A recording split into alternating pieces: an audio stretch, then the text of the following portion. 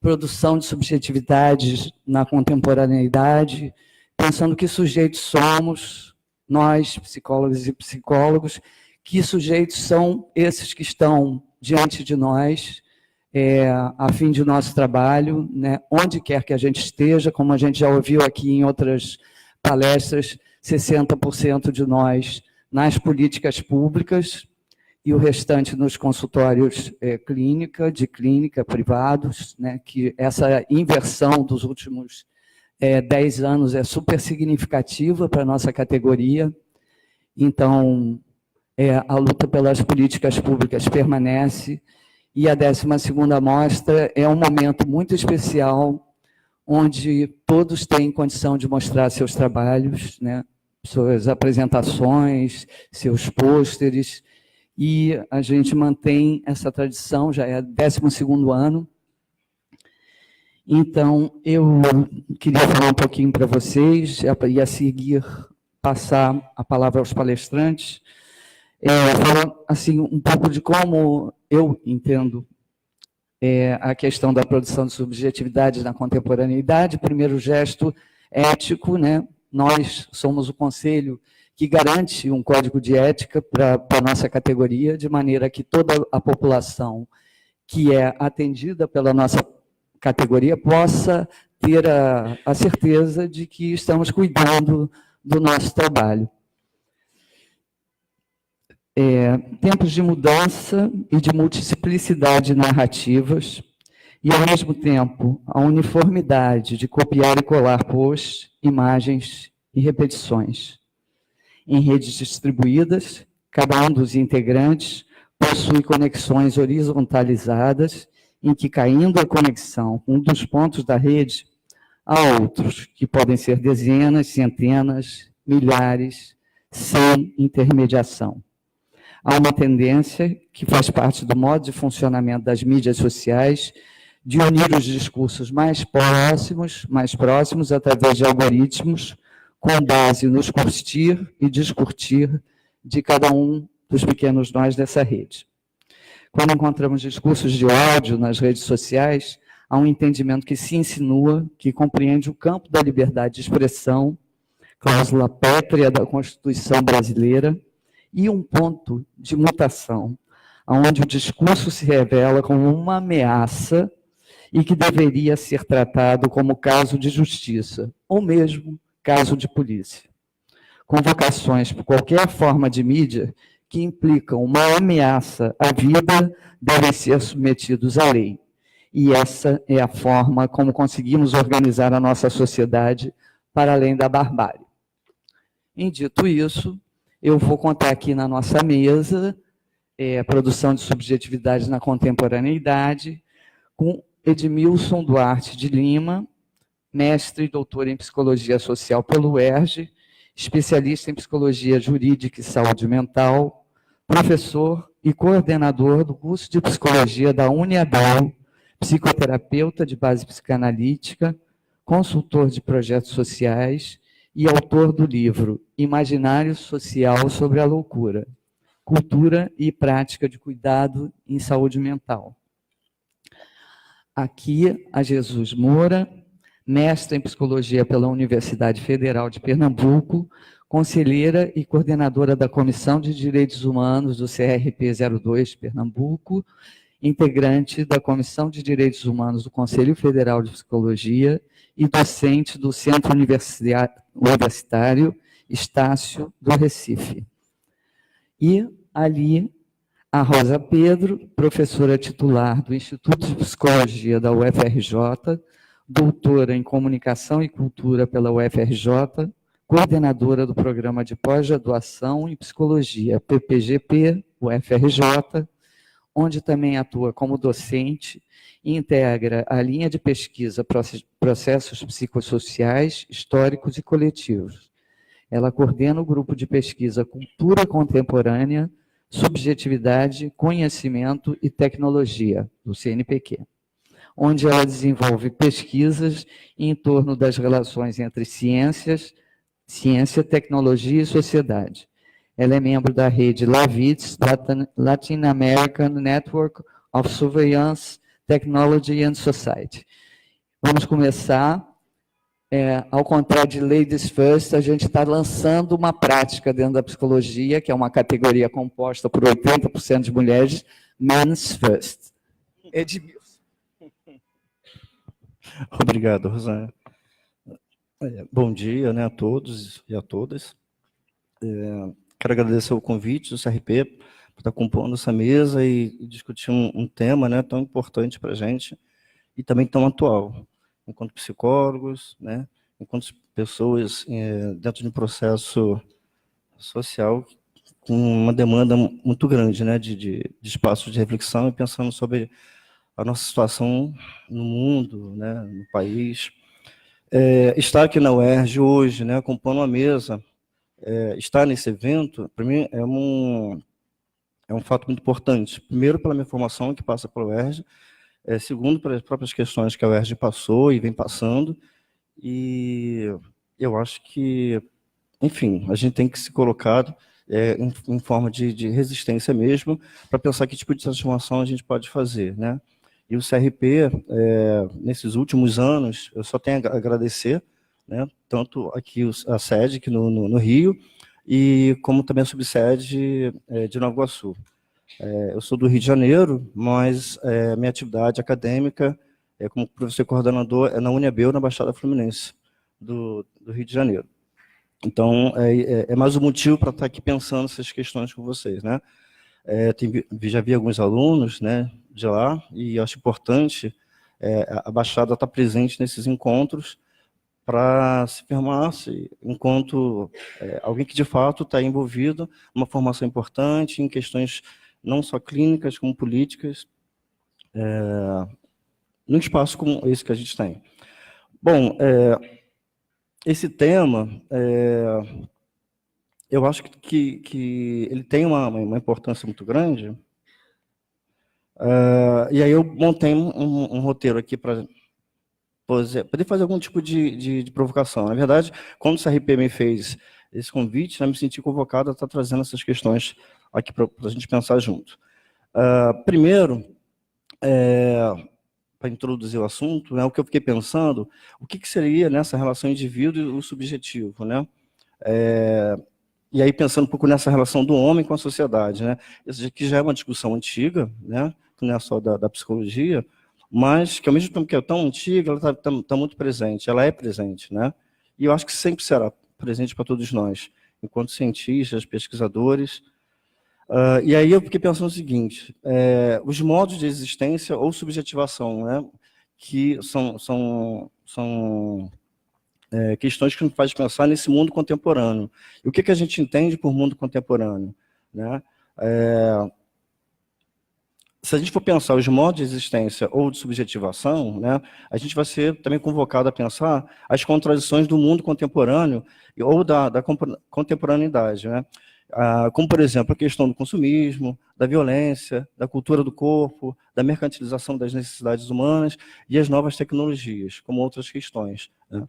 Eu não fiz aqui um recorte, né, específico de um desses temas, mas eu acho que, pela situação que a gente, né, enfrenta atualmente no país, eu acho que vale ampliar essa discussão para ver como que cada um pensa as suas próprias seus pontos de reflexões e aquilo que de fato vem causando algum tipo de inquietação para a gente, né, enquanto prática, enquanto saber. E aí eu penso, né, a partir de se pensar, por exemplo, a questão da violência, né, vocês devem ter visto na mídia que uma coisa está complicada nesses últimos dias, né, e que proporção que isso toma para cada um. Na Baixada a gente tem, o Rio todo está passando por essa dificuldade, mas na Baixada a gente tem uma questão importante, né, que interfere diretamente, né, no cotidiano, na vida das pessoas. Para vocês terem uma ideia, acaba se causando uma complicação muito grande. O curso ele funciona à noite, né, ele tem o horário da manhã, mas no momento a gente só tem turmas à noite, né, do primeiro ao 10º período. E os alunos ficam num desespero muito grande, sabendo se vai ou não para a faculdade da aula e se isso vai causar algum tipo de transtorno para eles. No sentido não só do percurso desde casa até a universidade, mas como também a própria passagem dentro do espaço. E a gente tenta colocar isso enquanto um problema, né? Porque senão acaba se criando uma cultura do medo, e dá medo mesmo, né? Mas o que a mídia, por exemplo, cria a partir dessa situação de preocupação, né? Então, esses efeitos, né? E aí eu peguei um pouco esse exemplo da questão da violência. Quais são os efeitos disso, né? E aí não tem como a gente pensar nas questões econômicas, na questão política, culturais e sociais, né? E, de fato, a gente tem que pensar essas questões a partir de uma perspectiva interdisciplinar, né? A psicologia social nos aponta muito bem isso, né? O quanto é importante discutir essas questões com outros saberes, como a antropologia, a história e a sociologia. E isso nos dá ferramentas para entender um pouquinho mais essa complexidade que a gente vive nos dias atuais. Daí eu peguei, né, o Deleuze, Guattari e Foucault, são autores que eu acho que nos ajudam a pensar bem as questões atuais, né? Apesar de não serem autores que eu tenho me dedicado a fazer estudos mais prolongados, que eu venho de uma experiência de saúde mental. Foucault me ajudou a pensar muito, né, no mestrado e no doutorado, a questão da loucura. E eu me debrucei um pouco em um sociólogo chamado Michel Maffezoli, um francês, que me fez pensar muitas questões sobre o imaginário social da loucura, que é o tema da minha pesquisa. Bom, mas trazendo para cá, né, a gente pode aumentar um pouco, ampliar um pouco essa discussão, pensando um pouco que problemática é essa da produção dos sujeitos nos dias atuais, né? O que acontece hoje, principalmente, né, num país de golpe, né, a gente sofrendo com golpe, que tipo de produções tem acontecido, né, em termos de produção de subjetividade e produção de conhecimento?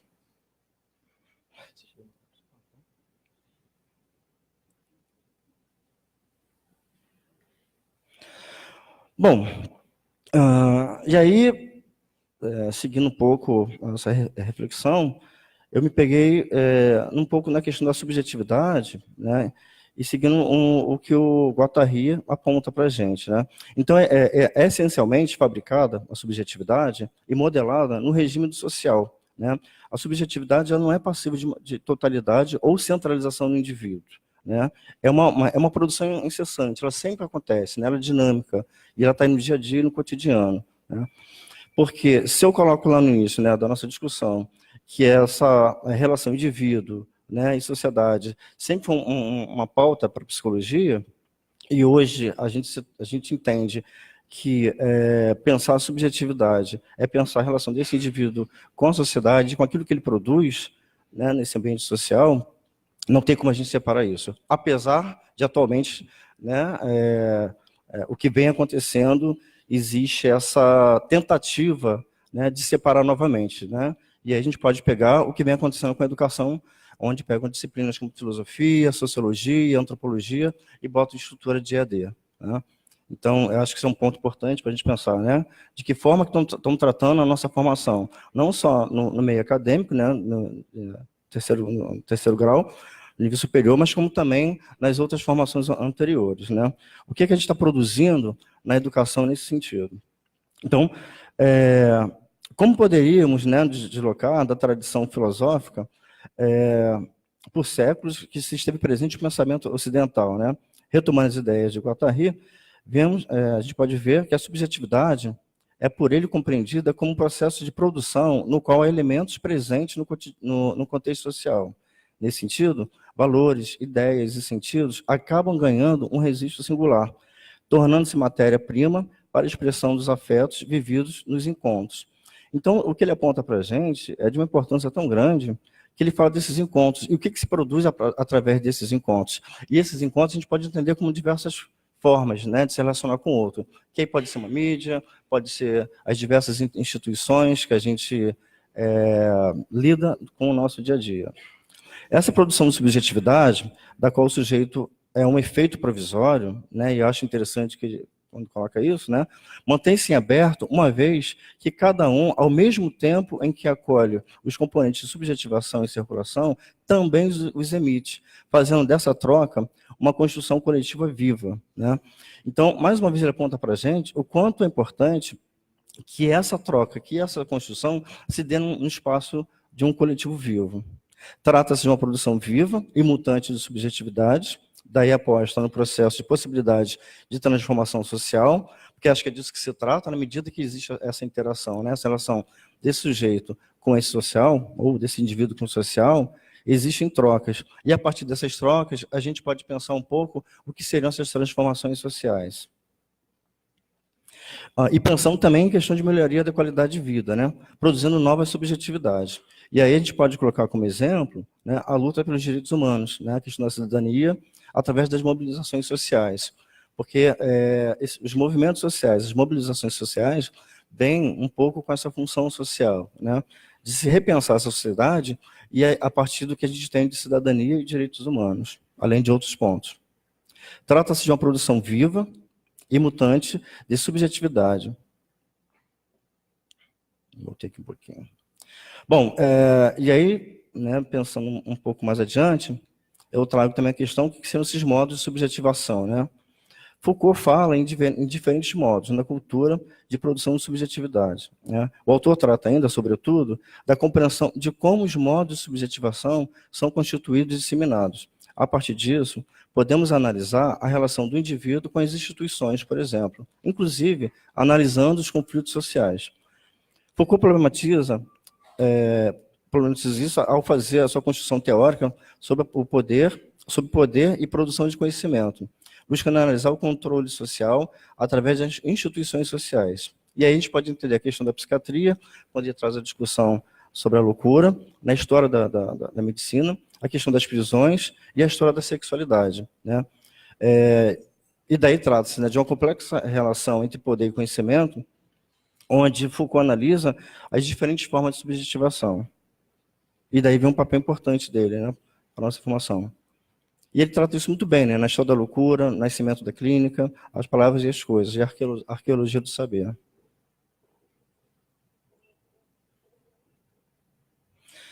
Bom, e mais adiante, né, e meio que seguindo, né, para o desfecho da minha fala, já falei muito, né? Como eu falei, né? Eu ultimamente tenho me sentido num lugar, enquanto não só minha formação, né, enfim, como psicólogo, como cidadão, mas também pela responsabilidade de coordenar um curso de graduação em psicologia na Baixada Fluminense e também como docente, né? E claro, a minha prática clínica, que uma coisa não está desvinculada da outra, muito pelo contrário. E aí eu trago, né, enfim, algumas questões para a gente poder pensar aqui, poder fechar um pouco a minha fala, né? Então, resistir hoje se torna uma ação política, né? E ela é clínica também, na medida que a gente faz uma leitura do que esse social nos apresenta enquanto produção de subjetividade, né?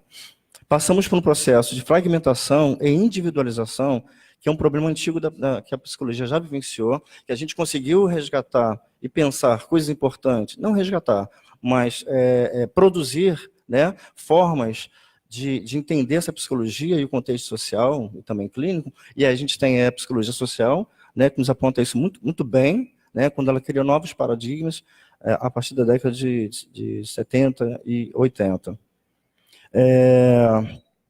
Então, eu lembro ainda que nós estamos, né, diante de uma sociedade de consumo marcada por um capitalismo avassalador e perverso. E aí, quando eu falo isso, né, que a gente está marcado por esse capitalismo avassalador e perverso, que a questão não está só no capitalismo, mas o que é produzido a partir disso. Né? Quando a gente assiste a nossa televisão e tem lá a Rede Globo produzindo determinadas formas de manipulação de produção de conhecimento, né? Quando a gente encontra nas universidades dificuldades de exercer determinadas formas de relação ensino-aprendizagem com os alunos, quando a gente tenta ir para a comunidade e fazer parcerias em rede, no território, né? Onde a gente tem enfrentado, da mesma forma que a gente consegue muita coisa lá nos municípios, né, de Belford Roxo, de São João de Meriti, mas a gente também encontra muitas dificuldades, né? Bom, que subjetividades são produzidas hoje? Né? Acho que isso é um ponto importante, né? O que tem de produção de subjetividade, né? E aí, quando a gente pensa a questão, como já falei, do exemplo da violência urbana, né? O interesse é desvelar, aí eu botei uma barra, ou um sentido que os indivíduos podem sempre produzir por si mesmos, diante do outro, né? Esse outro pode ser qualquer coisa, como eu disse um pouco mais cedo. Mas, principalmente, o que nos cabe, enquanto nossa formação, é fazer uma leitura, né, de que sentido é esse que esses indivíduos... Claro, entendendo um pouco o que é uma implicação, né, se a gente for pegar pelo caminho da análise institucional. Né? E aí, para fechar, né, trata-se de uma convocação de análise do presente para pensar as possibilidades de transformação social. Se a gente pode criar algum tipo de mecanismo, né, ou de ferramenta, e a psicologia tem isso, né, de uma forma ampla, e principalmente quando a gente mantém um processo de discussão, né, e de diálogo com outros saberes, através de uma prática, né, de uma reflexão interdisciplinar, a gente tem condições de entender que processo é esse, resistir em busca de uma transformação social. Peço desculpa se eu passei do tempo, e mais uma vez obrigado, e obrigado a vocês também. Tá? Obrigado. Obrigada, Edmilson. Rosa.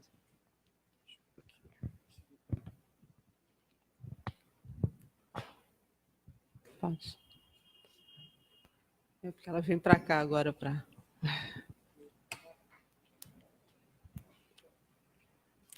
Bom, vou tentar me manter no tempo. É difícil, né? Professor, se manter no tempo é um negócio complicado, mas a gente tenta.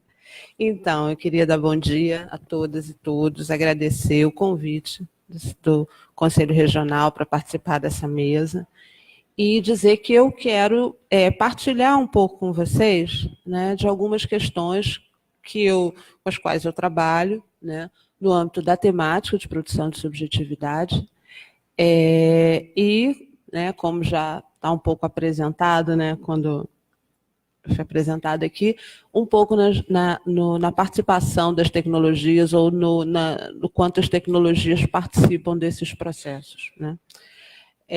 Eu tenho tentado fazer essa questão comparecer na formação dos alunos. Né? Eu acredito que hoje é preciso que a gente integre a discussão da tecnologia. Né? Há pouco tempo a gente falava das novas tecnologias, elas não são mais tão novas, né? Elas já estão tão miscuídas nas nossas vidas, que elas não são tão novas assim. Basta só a gente pensar muito rapidamente que, quando eu entrei aqui, a primeira coisa que eu fiz foi assinar um termo de cessão da minha imagem. Né? Isso já era uma questão antiga, né? Você sempre assina o termo de cessão da imagem, mas hoje, com as redes sociais, isso se torna um pouco mais agudo, né? Porque a nossa imagem vai circulando, se disseminando, e uma vez na rede, sempre na rede. Né? Tem um pesquisador da área da vigilância que diz que na internet não tem pílula do dia seguinte. Né? A gente não consegue se arrepender nem desfazer o que já está feito. Né? A segunda coisa foi, na abertura que a Rosane fez sobre a mesa, ela falou do discurso de ódio, e ela falou do discurso de ódio nas redes sociais. Né? Então, também essa é uma questão. E, mencionado aqui pelo Edmilson, a questão das eleições, a gente está às voltas com a questão da campanha que se faz no Twitter, na internet, nos nossos WhatsApps, enfim. Essas questões estão entre nós e certamente estão subjetivando aqueles que chegam nos nossos consultórios, nas nossas práticas, nas escolas, nas empresas, enfim, estão subjetivando aqueles com os quais a gente trabalha. Então, é preciso que a gente faça isso comparecer na nossa formação, para que a gente também não fique sempre um passo atrás, né, daquilo que está se apresentando para nós. Né? Eu queria situar um pouquinho, né, que eu trato dessas questões, que envolve levar em conta a tecnologia, eu falo os não humanos, né, os dispositivos tecnológicos para pensar a subjetivação contemporânea, porque, a despeito de eu ser psicóloga de formação, né, eu fiz um doutorado em comunicação e me aproximei muito das áreas da sociologia, da antropologia, das ciências e das técnicas, porque, de certo modo, né, a despeito das tecnologias estarem tão entranhadas entre nós, a sensação que a gente tem quando a gente vai um pouco, né, nas conceituações e nas práticas é que a gente encontra poucos recursos de dentro da psicologia para dar conta dessas questões. E eu vou tentar fazer isso ficar um pouquinho mais claro, né? Eu trato disso já há uns bons mais de 20 anos, né? Desde que eu defendi a tese de doutorado, que já tem mais tempo do que muitos de vocês têm de idade, né? Ruim dizer isso, mas é preciso, né? Então, e eu costumo dizer que, desde então, a tecnologia figura como questão, né? E eu gosto de dizer isso de um outro modo, né? Eu gosto de dizer que eu sempre eu faço questão da tecnologia, né? E eu gosto dessa expressão porque ela tem uma ambiguidade que é interessante, né? Por um lado, significa dizer que fazer questão, eu faço disso questão de pesquisa, né?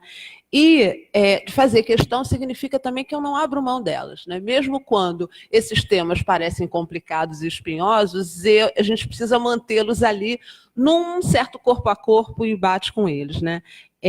Eu acho que tem uma frase, uma passagem, uma reflexão da Donna Haraway, né, que é uma filósofa conhecida um pouco como epistemóloga feminista pela maioria, que ela problematiza muito a questão da ciência, diz que a ciência se pretende um olhar universal, mas, na verdade, a ciência é um olhar branco, macho, europeu, né?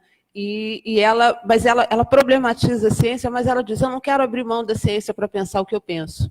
E aí ela usa uma expressão interessante, ela fala assim, eu quero falar de dentro da barriga do monstro. Né? E eu acho que eu também gosto de falar da tecnologia um pouco de dentro da barriga do monstro, porque eu segui um pouquinho, né, as práticas e onde elas são tecidas. E eu acho que, para isso, o que tem me ajudado bastante, ajudado a mim e aos meu grupo, os meus alunos e tudo mais, foi um encontro fértil com um campo de estudos chamado de Campo CTS, Ciência, Tecnologia e Sociedade, que tenta pensar um pouco a relação entre tecnologia e sociedade, talvez seja uma formulação mais genérica, mas mais interessante, como não exteriores um ao outro. Né? Ou seja, pensar um pouco que a relação entre tecnologia e sociedade se faz um pouco numa espécie de tecido inconsútil, né? E aí se fala de uma espécie de tecido sociotécnico. Né? Parece simples, mas isso permite que a gente saia um pouco de uma certa relação, né, que é sempre uma relação não só de exterioridade, mas acaba sendo de um certo determinismo, seja da sociedade em relação à tecnologia, seja da tecnologia em relação à sociedade. Quando eu falo sociedade, a gente pode imaginar que isso se passe também no âmbito de nós que somos sujeitos nessa sociedade. Né? E aí sempre a gente pensa, né, ou um certo determinismo sociológico, um certo determinismo tecnológico. Né? Quando a gente pensa no determinismo sociológico, a gente imagina que somos nós, sujeitos inteligentes, que produzimos a técnica, produzimos os objetos técnicos, produzimos a tecnologia. Então, ela estará sempre sob o nosso domínio. Nós determinamos os seus usos e, se por vezes, nós estamos no controle do barco. Né? E isso também significa que nós somos sempre responsáveis por aquilo que é criado, seja para o bem ou para o mal. Então, se esses avanços tecnológicos levam a um progresso, que maravilha, olha lá nós inventores dessa ou daquela técnica. Se isso leva a alguma espécie de catástrofe, então é preciso que a gente se proteja dessas coisas. Né? Ou então, né, a outra face dessa moeda é uma espécie de determinismo tecnológico, que, de algum modo, aponta para o fato de que as tecnologias podem, de algum modo, se emancipar de nós e nós acabamos sendo escravos da tecnologia. Né?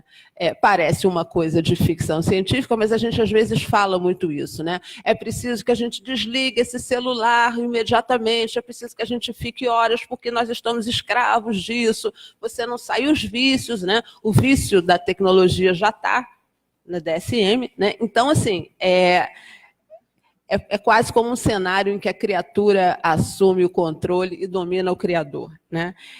Então, eu acho que, para sair dessa dicotomia, que não leva muito a gente a lugar, não faz a gente muito avançar. Né? A gente pode pensar, e eu proponho pensar, deixar de pensar a técnica como algo que afronta a sociedade para pensar em algo que participa na configuração da nossa subjetividade, da nossa sociedade. Né? Portanto, perceber na tecnologia a potência de se construir no social e de tecer o social, modelando sujeitos, os corpos e a vida, né? Portanto, é preciso pensar nas articulações, nas associações ou nos agenciamentos entre humanos e não humanos, entre objetos técnicos e humanos, né? E, portanto, a ideia de redes, de coletivos, é sempre muito interessante, atentando para o fato de que nessas redes também esses não humanos têm agência, ou seja, eles também nos fazem fazer coisas, né? A gente poucas vezes se dá conta disso na nossa vida cotidiana, mas isso é muito quase que naturalizado quando você vai, por exemplo, na internet e algumas sugestões te são dadas. Vai por aqui, vai por ali, e a gente vai clicando, né? Uma geração mais jovem, né, não tem nenhuma angústia de voltar para o ponto de partida. A nossa geração tem. Onde é que eu estava mesmo? Né? Lá atrás, fui dando cliques, fui derivando, né? Mas isso vai se tornando algo muito fácil. Então, é importante atentar para essas coisas que nos fazem fazer. Eu vou voltar a isso depois, né? Então, um pouco eu acho que a psicologia, né, ela tem tido pouca ferramenta para pensar, né, essa sociedade, esse social, não como algo dado, mas justamente algo que é tecido nessa agência e nessas articulações entre humano e não humano, né? A gente, em geral, toma social na psicologia para qualificar alguma coisa.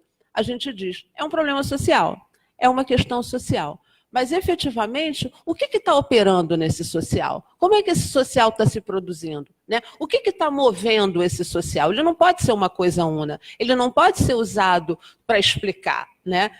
O que a gente diz é que, na verdade, a gente precisa explicar esse social muitas vezes, né? A gente precisa pensar dentro da psicologia, afinal de contas, do que é feito o social, né?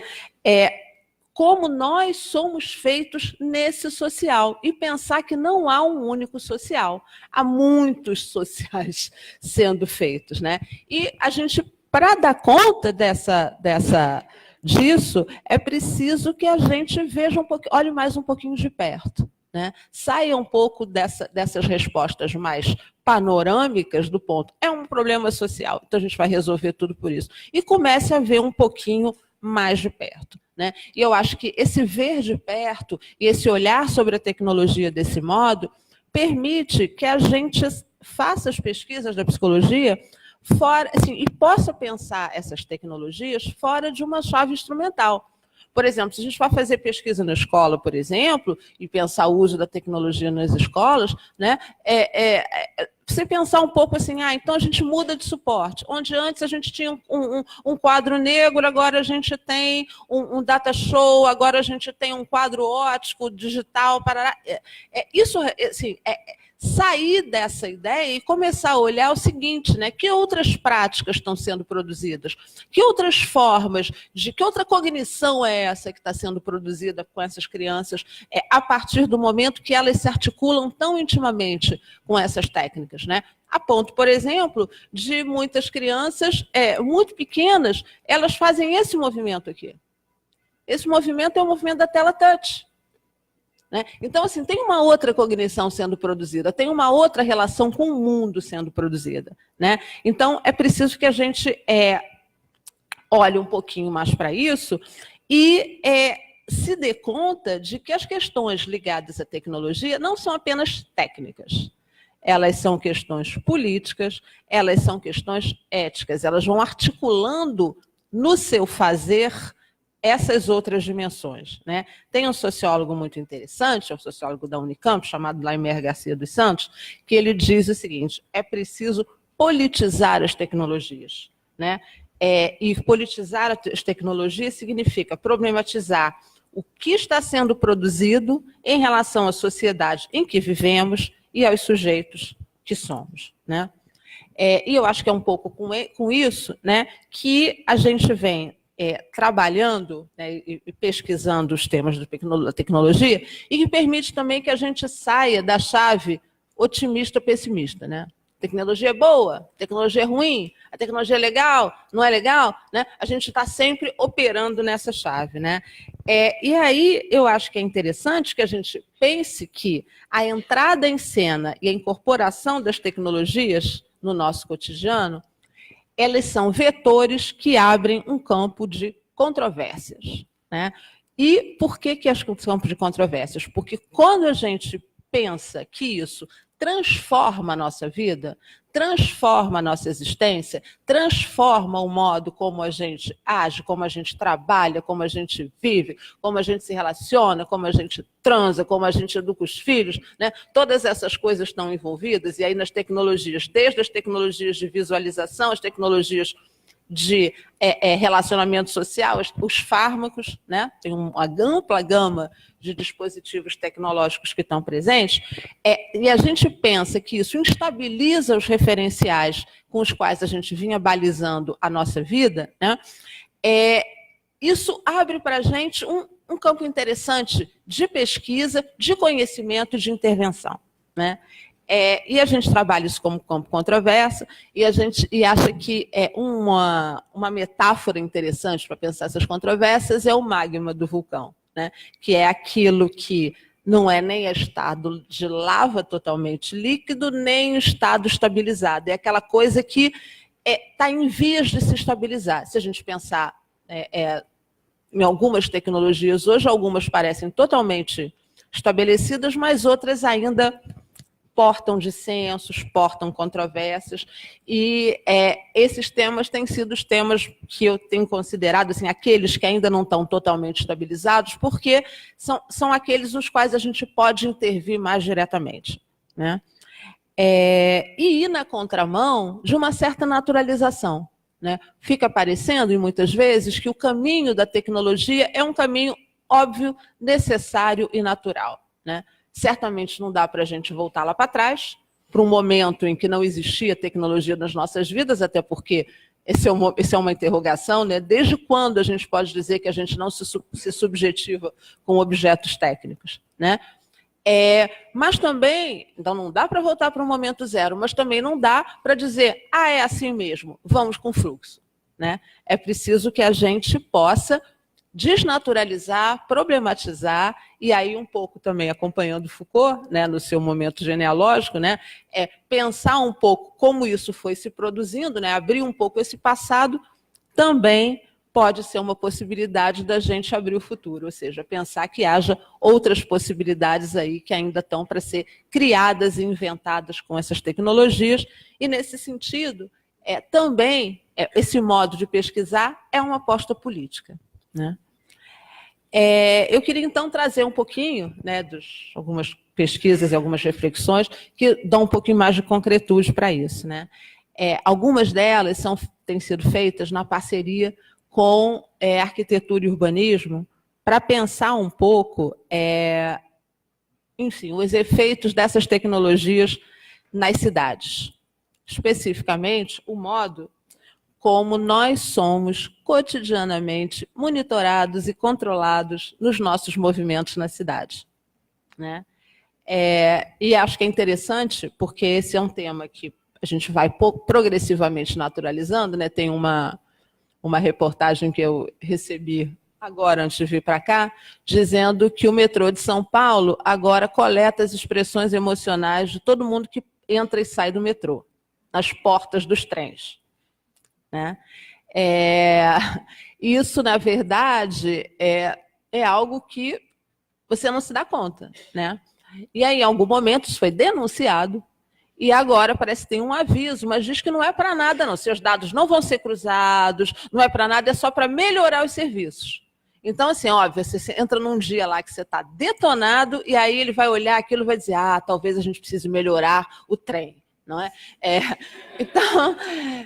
Então, assim, e essa ideia, né, disso, né, isso foi nos tomando, quer dizer, isso então, né, a gente começou, e uma das coisas mais visíveis eram as câmeras, e aí a gente começou a estudar um pouco esses dispositivos de vigilância, começamos pelas câmeras, e, de imediato, né, isso colocava as questões, né, até que ponto a nossa privacidade está em questão, né, até que ponto a nossa privacidade, a nossa intimidade é moeda de troca para garantia de segurança na cidade. Né, e a gente foi andando nessa pesquisa, né, e achamos que ela precisava ser melhor qualificada. Só falar dessa oposição segurança-privacidade parecia que não estava dando conta, né? E a gente, então, foi investigar uma política de segurança pública que tinha como dispositivo privilegiado as câmeras de vigilância. E aí fomos, eu estou falando de um tempinho mais atrás, né?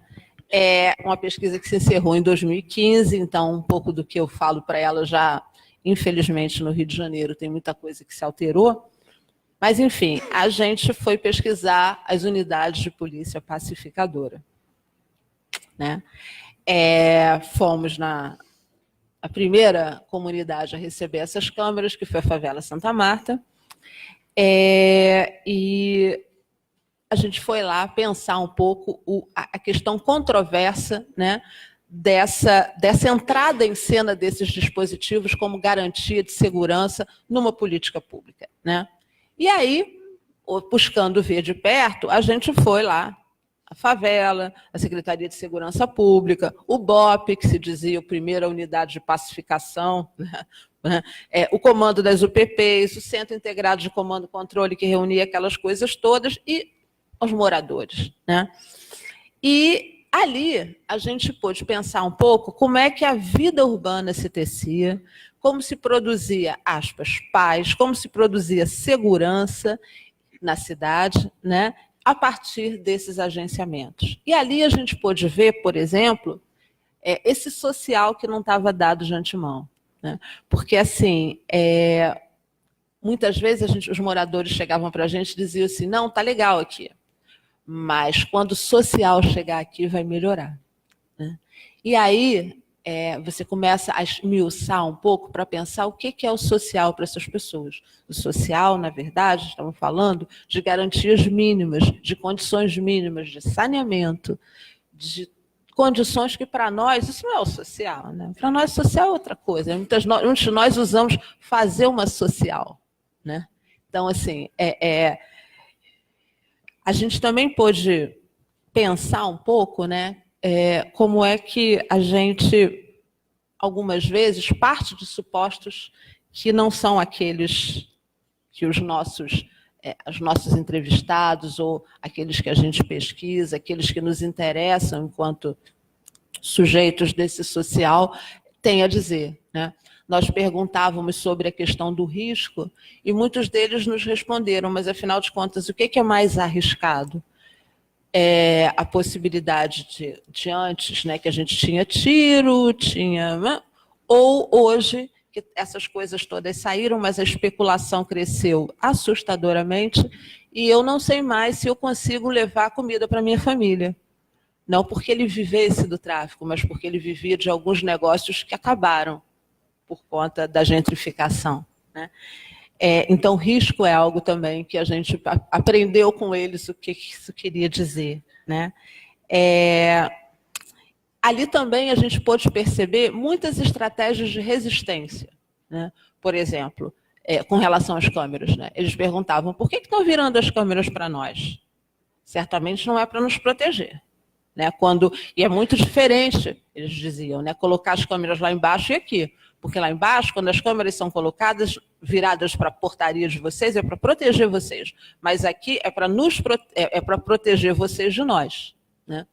Também fizeram muitos cartazes que circularam pelas redes sociais, produzindo um pouco aquilo que o Graham chama de contra-geografias. Né? Eles produziram alguns cartazes muito interessantes, que acabaram viralizando na web. Um deles era Big Brother Santa Marta, aqui a sua espiada não vale R$1 milhão.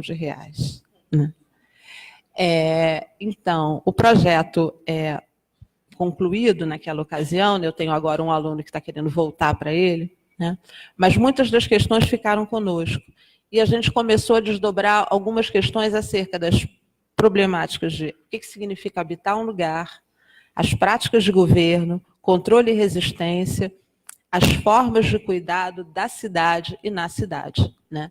O que a gente percebeu de lá para cá, a despeito das modificações, é que a aposta na eficácia dos dispositivos tecnológicos como meio privilegiado de garantir a segurança tem ampliado as práticas de controle e monitoramento, né, que vão progressivamente compondo um modelo de cidade que tem sido chamado de inteligente, né? Então, para nós, é urgente, tem sido, né, a gente tem trabalhado nisso, assim, problematizar essa ideia de cidade inteligente, né? Porque nela, né, nesse modelo de cidade inteligente, os nossos atos mais simples e cotidianos passam a ser objetos de monitoramento e alvo de ações para modular as condutas, né? O que tem ressonâncias importantes nos nossos modos de ser e habitar as cidades, né? As reformas recentes na cidade nos mostram isso, né? As declarações do prefeito, nosso antigo prefeito, e do nosso atual prefeito, a despeito das suas diferenças, né, falam da mesma coisa, né? Eles dizem que esses centros de vigilância e tudo mais, né, e a ampliação do número de câmeras, a ampliação, a associação das câmeras a dispositivos de reconhecimento facial, os drones, vão nos ajudar a cuidar da cidade, né? Tem os vídeos, se vocês tiverem oportunidade de entrar na internet, o vídeo do Centro de Operações Rio ele é vertiginoso na sua, mostrando todas as coisas, o vídeo wall, a parede inteligente, tudo mais, e no final, nós vamos cuidar da cidade, nós vamos cuidar da cidade, é uma coisa assim que dá até medo, né? E na época da campanha do Crivella, ele tinha uma proposta que se chamava Vigilância Inteligente, que ia botar câmeras de reconhecimento facial na entrada das cidades e que ia também associar isso recentemente com os drones, fazer parceria com a NASA para sofisticar as técnicas de georreferenciamento, né? E isso tem aparecido também na fala dos nossos candidatos, ou seja, a segurança precisa de uma gestão inteligente, né? A consequência disso é que a experiência de viver hoje na cidade não se produz sem essa modulação a partir dos dispositivos tecnológicos, em que não somos apenas controlados, mas, sobretudo, convocados a exercer uma tarefa de vigilância que deve ser exercida por todos para a construção de uma sociedade mais segura. Munidos com os nossos smartphones, acoplados com os nossos aplicativos, convertemos-nos em cidadãos sensores, no sentido de que, a partir dos nossos movimentos, vamos fornecendo informações que são utilizadas para a gestão da cidade e, ao mesmo tempo, somos alimentados e orientados por essas informações, privilegiando certos lugares em detrimento de outros. Isso não é sem consequência. Isso vai conformando uma geografia da cidade, uma geografia das relações sociais que merece uma investigação, né? Nossos atos e nossas vidas vão se tornando cada vez mais visíveis, calculáveis e combináveis na expectativa de que seja garantida a segurança, né? E o mais importante de tudo isso é que, caso não se produzam os efeitos esperados, positivos, a resposta mais comum não é um questionamento dos dispositivos, é a utilização de mais dispositivos, né? Então, eu acho que trabalhar com as controvérsias nesse contexto parece um caminho para desnaturar essas práticas e evidenciar o quanto elas estão associadas a dispositivos de saber, tudo conhecer, e poder, tudo controlar, né? E aqui eu abro um parênteses para dizer assim, a gente não está fazendo nenhum juízo de valor a priori, né, acerca do dispositivo em si, né, nem querer apontar o dedo para um ou outro, né, Mas acho que é importante, a gente que está dentro da universidade da pesquisa, né, apontar, descrever esses processos, atentar para o seu caráter movente, né, e voltar o nosso foco, nós que somos dessa área, né, humana, social, voltar o nosso foco para o ponto em que as existências singulares são afetadas, né, entendendo que isso já nos acontece, né. Não só no sentido de apreender as capturas, mas, de certo modo, de interferir, de poder contribuir para uma produção de uma gestão mais coletiva, participativa e distribuída na cidade, né? Eu queria pontuar, né, aqui alguma coisa que é decisiva para esse processo de controle, de monitoramento, né? Que é a produção de imagens e de visibilidade, né? Com o pressuposto de que elas nos possibilitam ver mais e melhor, né? A gente, numa dessas pesquisas que a gente fez sobre vigilância, nesses centros de comando e controle e tudo mais, um gestor de segurança disse isso para a gente. As câmeras são os nossos olhos na cidade, só que com elas vemos mais e melhor, né?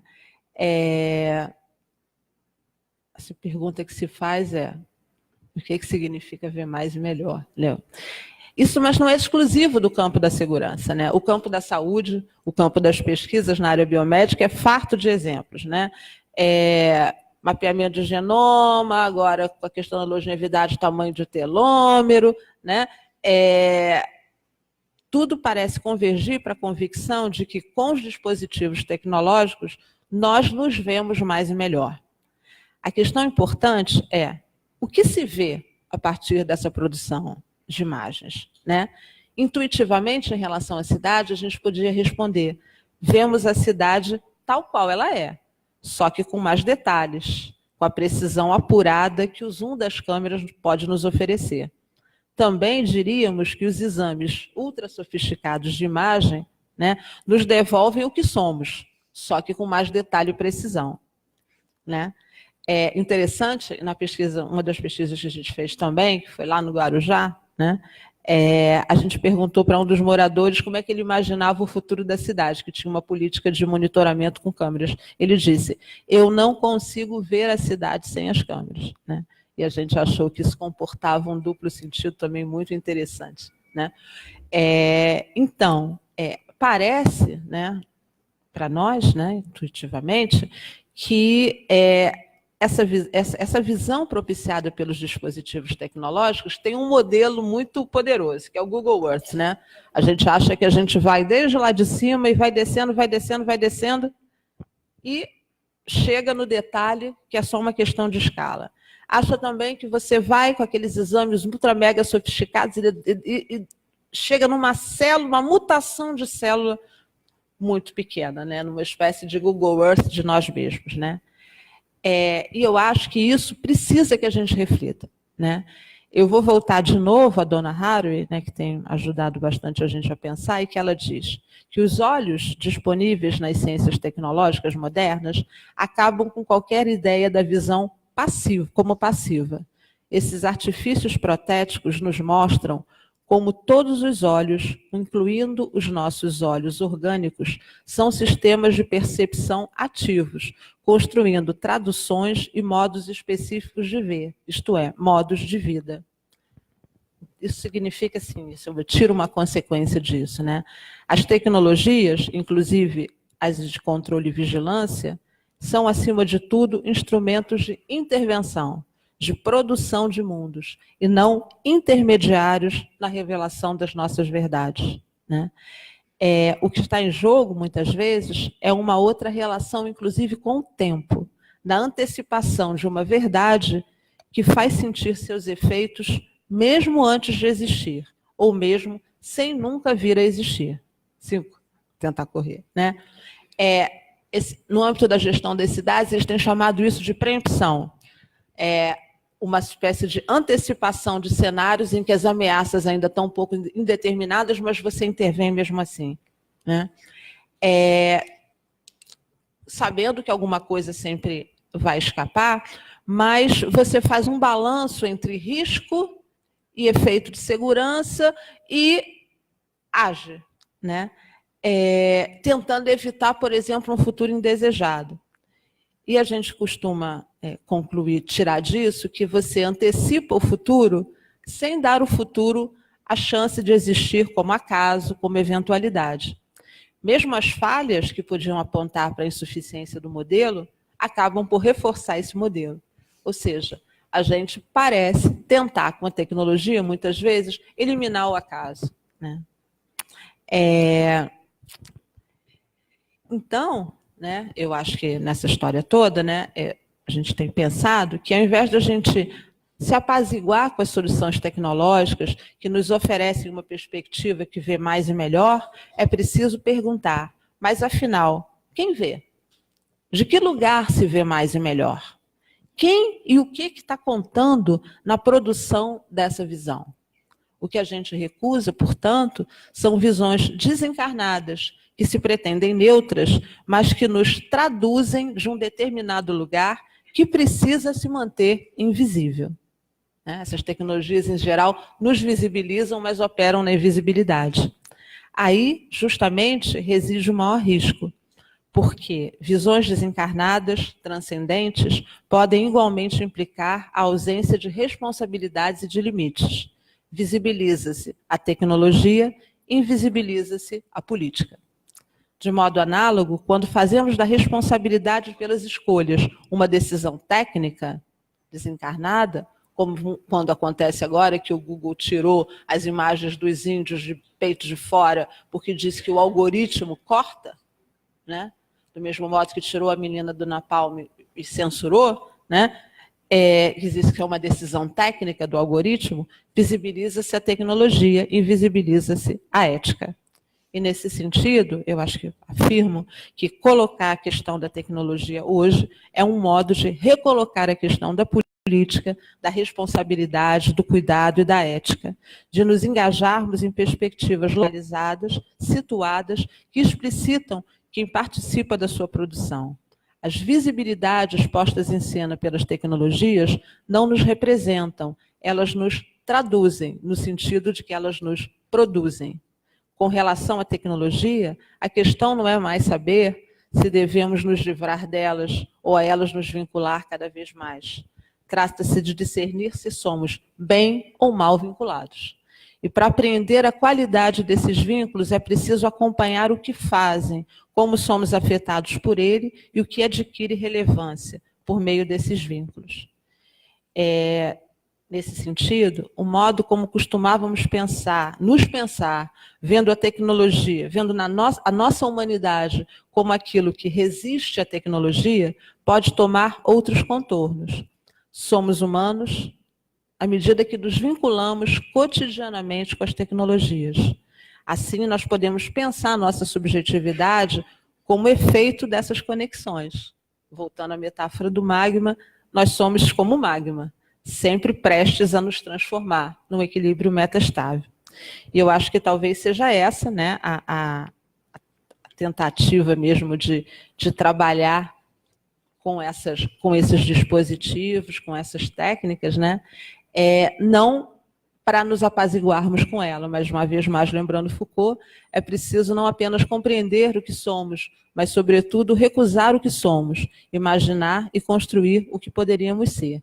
E a aposta ontológica, ética e política que a gente faz quando a gente trabalha com essas controvérsias sociotécnicas, que é tentar fazer com que a gente possa se manter vivo nessa luta como sujeitos e como pesquisadores. É isso. Obrigada.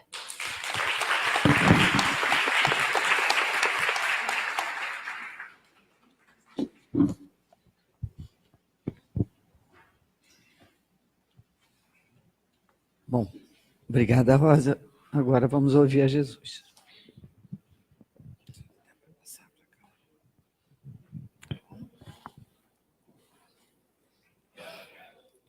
Bom, boa tarde a todas as pessoas presentes.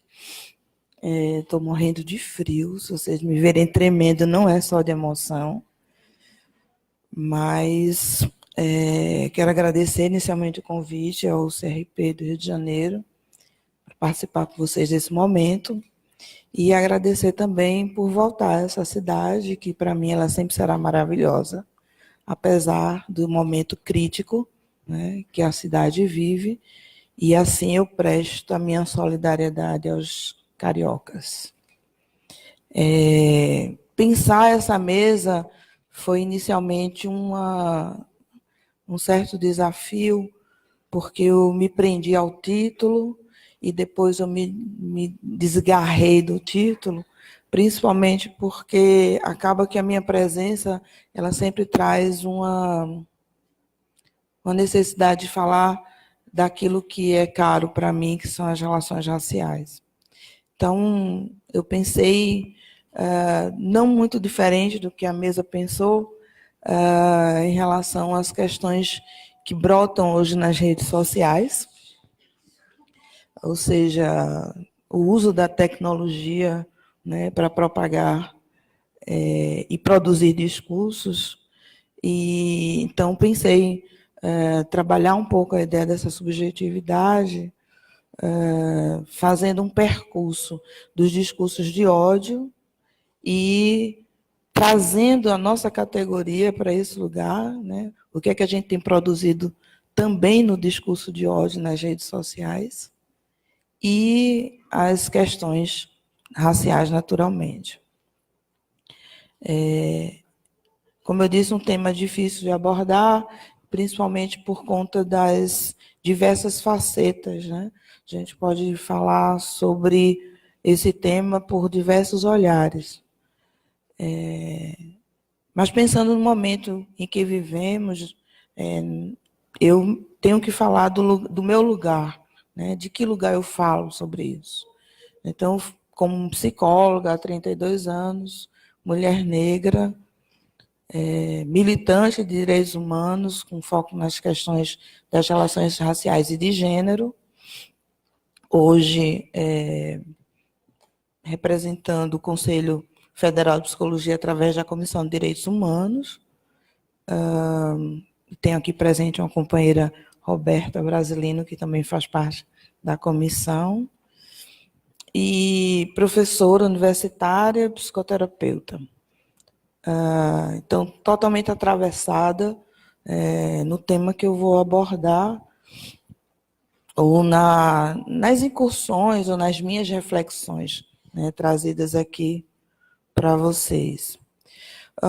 Inicialmente, quero dizer que a Comissão de Direitos Humanos do Conselho Federal de Psicologia vem debatendo essa temática do discurso de ódio, refletindo, se desdobrando, para tentar entender e tentar produzir algo no enfrentamento desse discurso.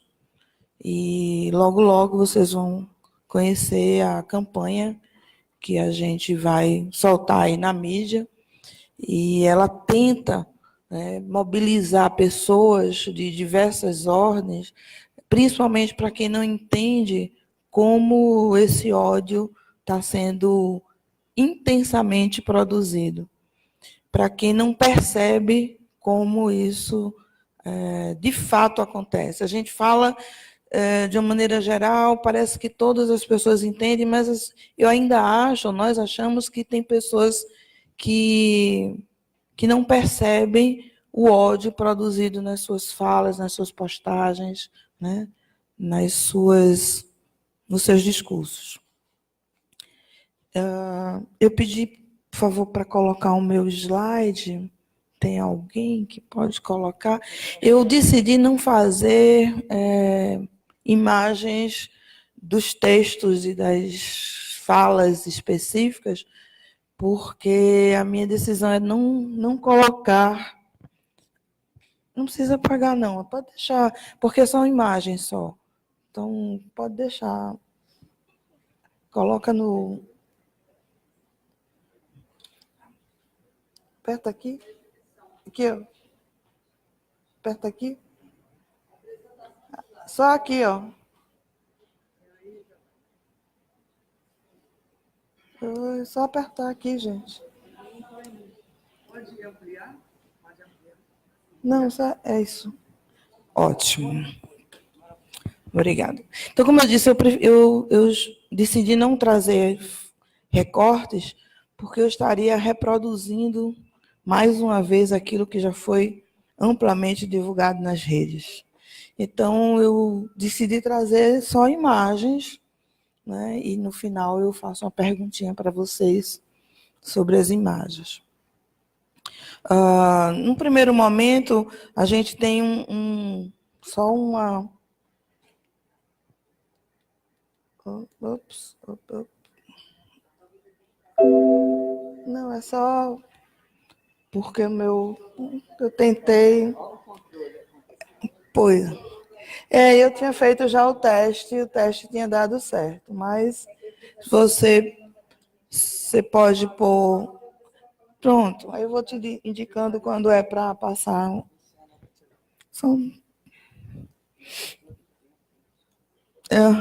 Não.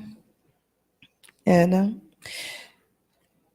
Bom, não tem problema. Quando aparecer, vai rolar só algumas imagens. Então, a definição de ódio, né, como um substantivo masculino, achei curioso, que significa aversão intensa, geralmente motivada por medo, raiva ou injúria sofrida, ou no sentido da odiosidade. Entendemos que a subjetividade dos processos sociais, em que cada época, em cada momento, promove a produção de sentidos que, por sua vez, são inseparáveis do contexto social, que é diverso, múltiplo e que se constitui na própria ação dos sujeitos.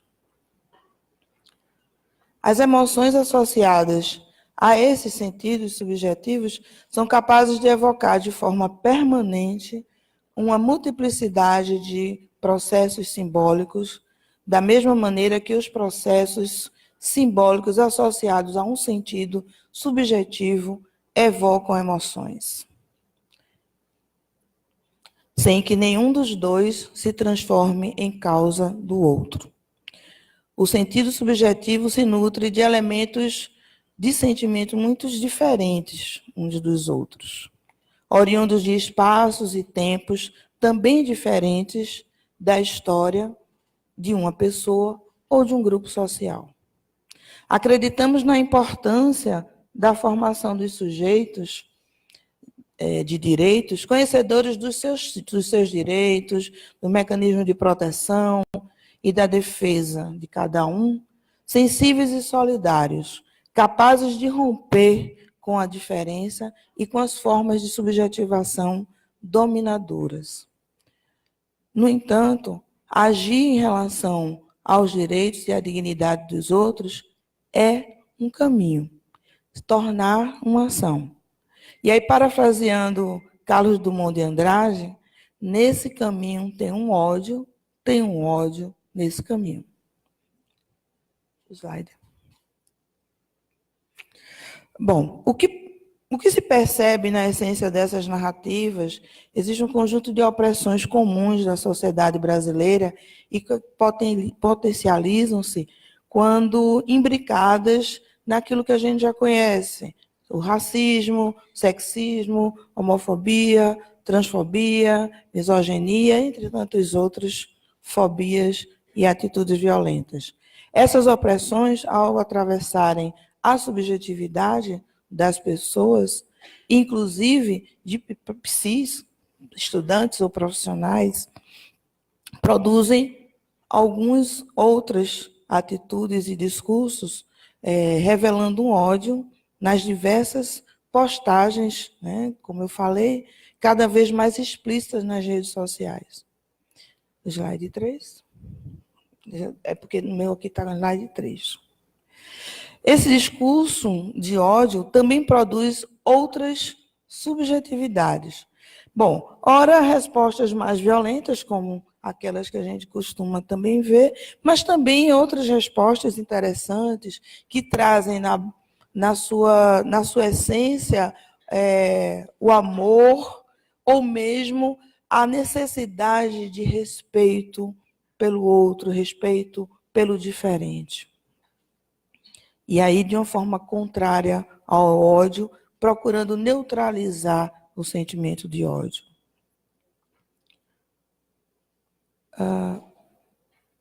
Lembrando, a partir daí, que na década de 70,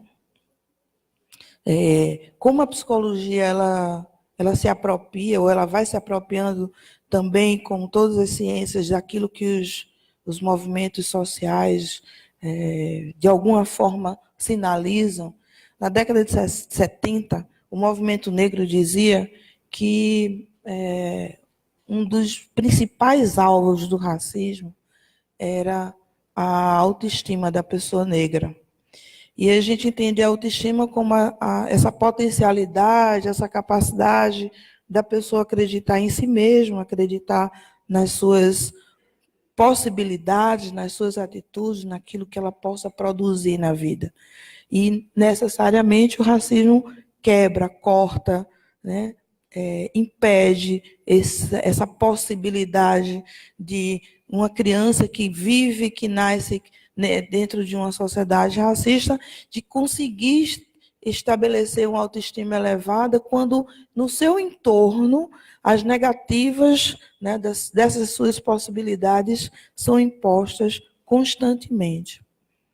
E aí a psicologia, ela demora a se apropriar desse lugar, que ela demora a perceber que quando a gente fala de destruir a autoestima, é onde a gente pode entrar, onde a psicologia pode entrar para contribuir, né, para a não destruição dessa autoestima, né, de que forma poder proporcionar, quer seja nas relações, quer seja nos trabalhos produzidos, caminhos diversos para que esse racismo não provoque esse dano na formação da identidade das pessoas.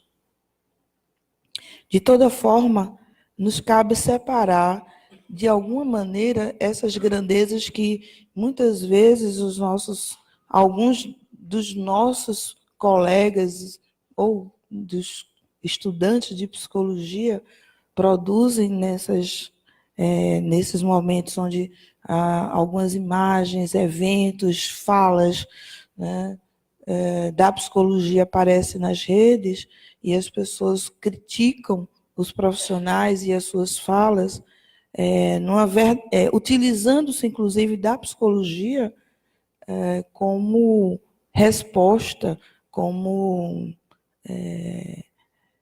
fundamento para os absurdos do ódio que são produzidos. Então, a primeira coisa, a gente precisa separar que o ódio não está na psicologia, que o ódio está nas pessoas. Elas podem até usar os conceitos e as teorias, deturpá-las, transformá-las, desfazê-las de alguma maneira para subsidiar as suas falas, mas, na realidade, é no sujeito que esse ódio se instala. O ódio cresce nas pessoas que tentam usar a psicologia como uma catapulta para arremessar o seu ódio, indiscriminadamente, contra qualquer pessoa ou grupo representativo. O curioso é que, no campo virtual, essas pessoas se mostram imbuídas de uma certeza incontestável, mas se protegem por trás de uma tela do computador e um clique lançam perversamente seus sentimentos, mas no mundo real elas se calam. Então, como é que a gente entende o efeito ou a necessidade de usar as redes para se dizer aquilo que não se consegue dizer olho no olho, frente a frente? É mais uma máscara, né? Uma máscara modernizada, uma forma de se esconder. O discurso de ódio nas redes sociais apresenta a atitude própria de quem vive um conflito interior intenso, tal qual descrito por Freud, quando, ao pensar a criança que tenta descobrir um mundo, o ódio aparece ligado como aumento das tensões internas ocasionadas pelo desprazer. Odiar é rejeitar, é expulsar, colocar longe o que causa desprazer. Podemos supor que parte desse desconforto hoje expresso nos discursos de ódio se deve a tantas coisas ou tantas questões que eram visíveis, invisíveis e que hoje elas se tornam visíveis. Ao longo do tempo, as lutas, tanto dentro e fora da academia, busca promover relações cada vez mais saudáveis. E, com isso, a visibilidade de grupos sociais que antes escondidos nos seus guetos, nas senzalas sociais, não apareciam nas mídias, não apareciam nos espaços de poder, não apareciam em nenhuma outra condição, a não ser aquela que esse grupo dominador social sempre os colocou, né? Como o lugar de subalternidades, os lugares de invisibilidade, as pessoas trans que não estudavam, as pessoas trans que não chegavam ao doutorado, um ou outro consegue hoje, mas isso causa uma visibilidade, as pessoas negras ascendendo em vários aspectos e espaços de poder, indígenas, a presença de indígenas nas relações sociais, onde a gente quase não conhecia, é um amigo índio, quem nunca viu, hoje a gente já consegue identificar, porque as pessoas podem se dizer índios e assim assumir um lugar de enfrentamento social. Gays, lésbicas, todos esses grupos de pessoas que foram historicamente, têm sido historicamente feito uma tentativa de invisibilizá-las, mais recentemente essas pessoas começaram a aparecer. E, certamente, esse aparecimento produz um conjunto de desconforto ou um incômodo social. À medida em que um grupo de pessoas investem e lutam, né, para que acabem essas diferenças, acabem essas desigualdades, existe um grupo muito incomodado com essas desigualdades. Não é tão sabido como vocês, desde a época que começou a se discutir cotas para negros, que as coisas começaram a se precipitar no campo universitário, né? Não se falava de negritude praticamente, e as cotas abriram espaço para esse debate. Além da mídia também, que por sua vez começa a trazer cotas de representatividade na mídia. Aí a galera começou a sofrer, a se desesperar, porque além de preto na mídia, começaram a colocar gays, lésbicas, beijos, afetos entre pessoas do mesmo sexo. E, por fim, mais recentemente, pessoas transexuais vivendo a intensidade do seu processo de transformação. O quanto isso incomoda as pessoas. E aí, trazendo para a nossa categoria, o Conselho de Psicologia antenado, lutando, o Sistema Conselhos, lutando contra essas desigualdades, propõe desde 99 a Resolução 01 de 99 e começa aí uma gama de atitudes em prol de uma prática profissional para promover a igualdade social. Então, a 01 de 99, que fala da orientação sexual, e a gente dá um pulo enorme, quer dizer, um pulo grande para 2002, para a 018 de 2002, para as relações raciais, né? Depois a gente dá um pulo imenso para 2018, para 01 de 18, que fala das transexualidades. Então, ao longo desse tempo, as violências elas foram crescentes. Em 99, no lançamento da 01, o sistema recebeu muitas pressões sociais para destituí-la. Só que mais recentemente, e aí nesse movimento, né, que a gente vem percebendo dos incômodos, ela trouxe, que vocês tomaram conhecimento, algumas tentativas de destituí-las, mas ainda assim, a psicologia que acredita que na relação com as diferenças, na relação saudável das diferenças, nós teremos uma vida melhor e mais feliz. Então, por isso, mantém-se as resoluções para que a gente possa orientar os nossos coleguinhas de que algumas práticas não são éticas, algumas práticas são repulsivas quanto psicologia. E aí, o determinante psicológico produz também lugares, não só em sujeito, quanto instituições. Existem espaços institucionais virtuais que, na ausência de comentários ou em comentários pejorativos, também produzem o racismo institucional. Revistas, jornais virtuais, online, da mesma forma.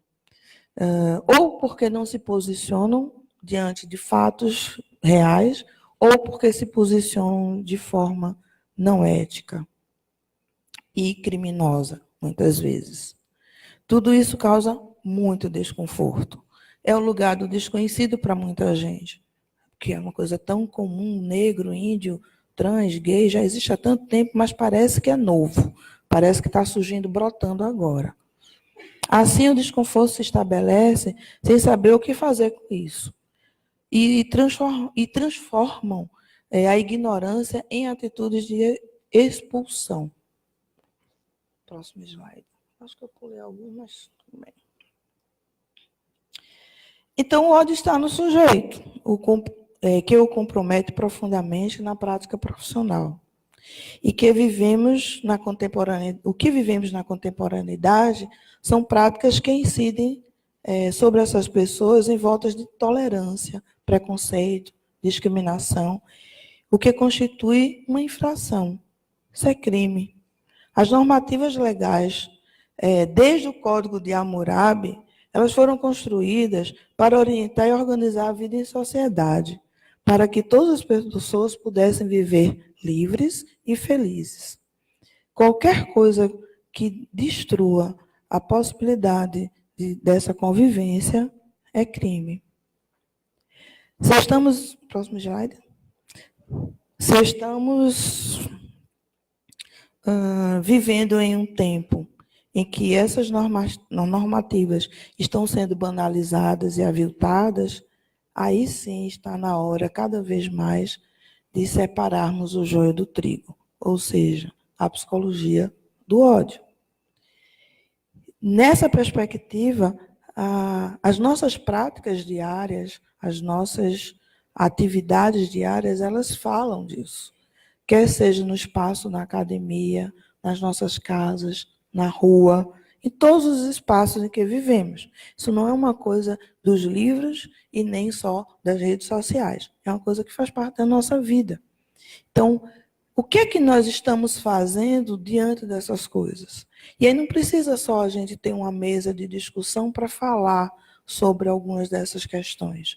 Porque se a gente já entende que existem absurdos sendo produzidos, o que é que nós vamos fazer diante disso? Então, só saber não é o suficiente. A gente está precisando agir, fazer alguma coisa, transformar esse momento de reflexão em ação. E aí, individual ou em grupo, as pessoas é que vão buscar de que forma vão se sentir melhor, vão deitar no seu travesseiro e dormir tranquilas, porque não estão permitindo ou se omitindo diante de tantas violências. E aí, para finalizar, eu fiz algumas perguntinhas para a gente conversar. Você já pensou, você ou cada um de vocês, pensaram em o que vocês vêm curtindo nas redes sociais? Dando aquele likezinho? Já pensou do que estão rindo, né, de piadinhas também produzidas e repassadas nas redes, nas postagens? Quais são as piadinhas que a gente acha engraçado? Se você, que não é negra ou negro, que não é indígena, que não é cigano, que não é gay, que não é lésbica, que não é transexual, que não é nordestino, nordestina, que não é mulher, que não é pobre, mas é psi, o que pensa sobre isso? O que tem pensado sobre isso? E que sentido, eu acho que tem mais uma, e que sentido essas imagens projetadas produzem, né, ou produziram em vocês? E aí eu trago, como a mesa já falou em Guattari, eu trago Guattari também, que ele diz: a única finalidade aceitável das atividades humanas é a produção de uma subjetividade que enriqueça de modo contínuo sua relação com o mundo. Acho que é disso que precisamos. Obrigada.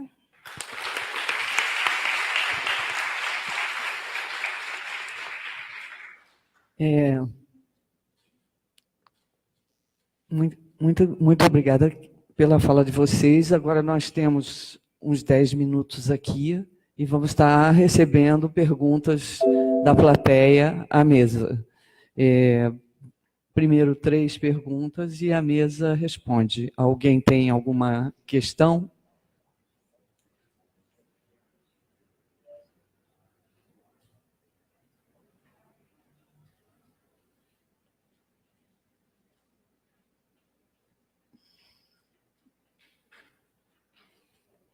Bom, a Jane Calhau vai querer fazer uma pergunta. Jane, você pode vir até aqui para aparecer na filmagem?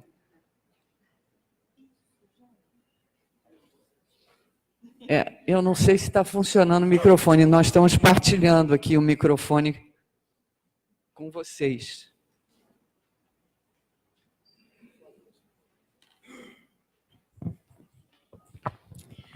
Querida,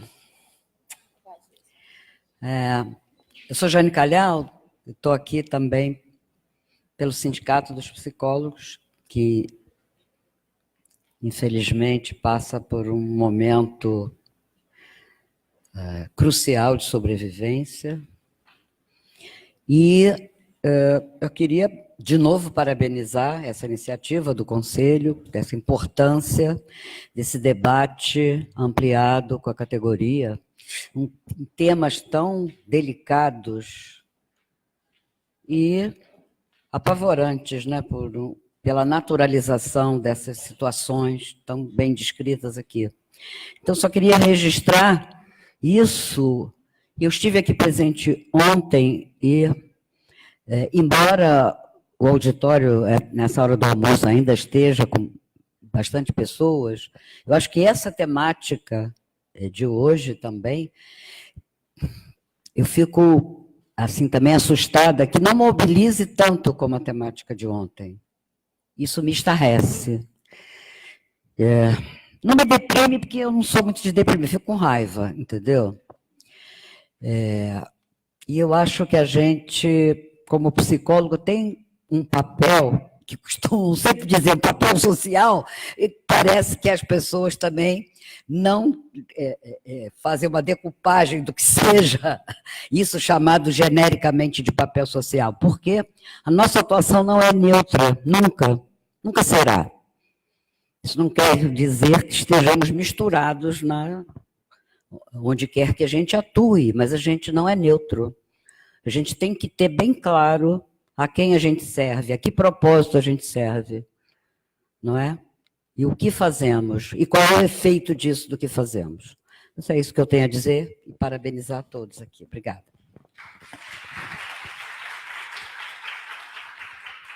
Eu posso perguntar mesmo? Eu posso?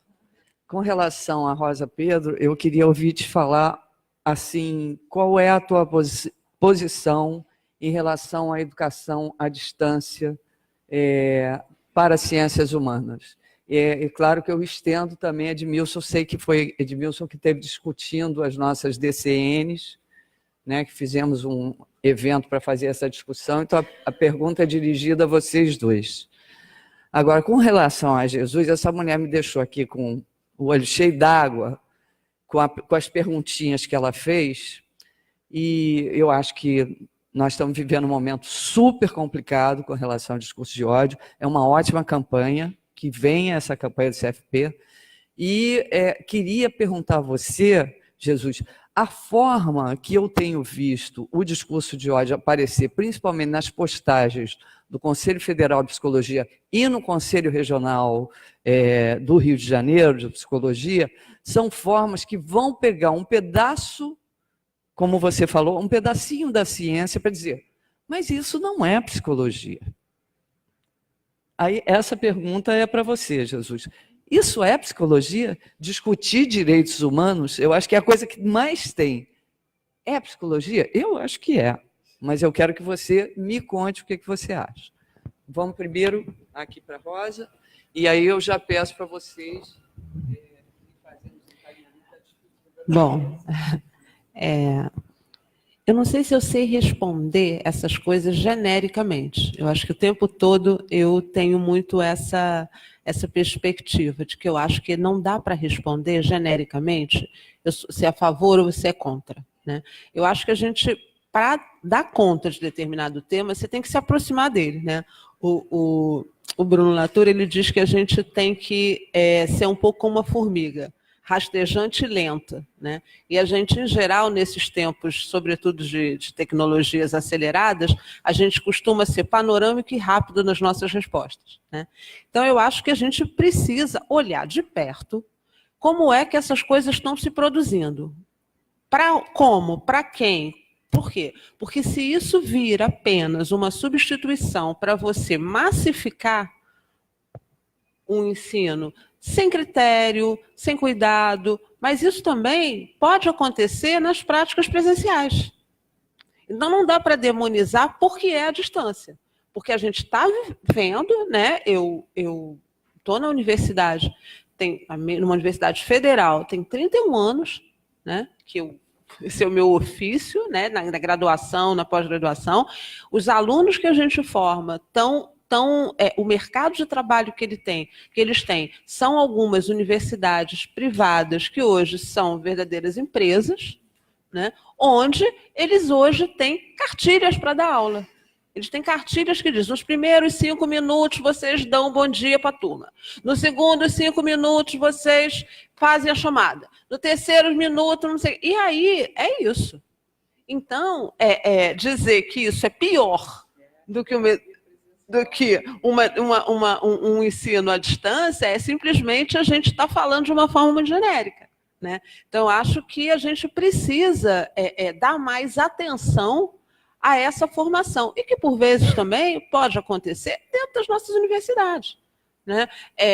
Assim, a gente tem, às vezes, formas de avaliação que dizem assim, o professor utiliza multimeios, aí... Se isso é um modo de avaliação que diz que se o professor utiliza multimídia, ele vale mais, aí tem professor que não passa uma aula sem usar um PowerPoint.